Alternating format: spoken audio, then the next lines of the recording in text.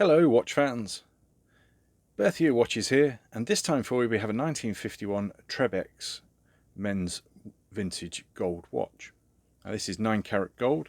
It was a presentation watch to Mr. Hodgson from S&L. I've not been able to find out much about this company. You'll see the engraving is very light, it has worn a little bit, but let's show you the rest of the watch.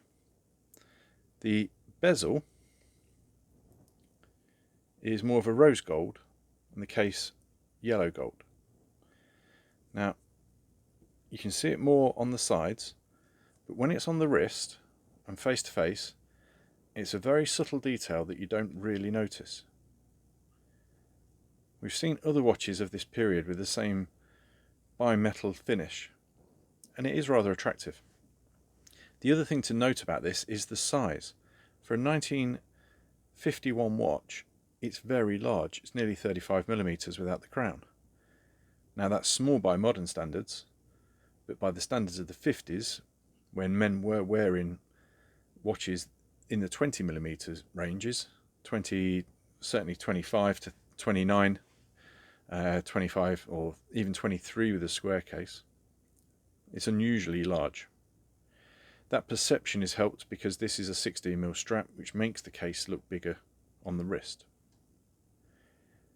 See manual wind movement inside, all ticking away nicely. There's a bit of patina on the dial on this side. Actually looks like someone has left a fingerprint on the dial. You can see it on this side too if you hold it to one particular side of the light.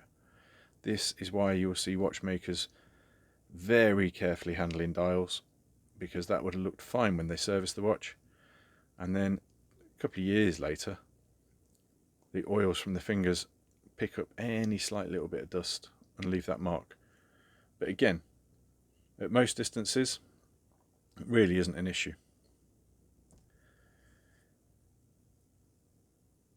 So quite an unusual watch with this gold bezel, but certainly not an unattractive one, and not an expensive one either for a solid gold watch.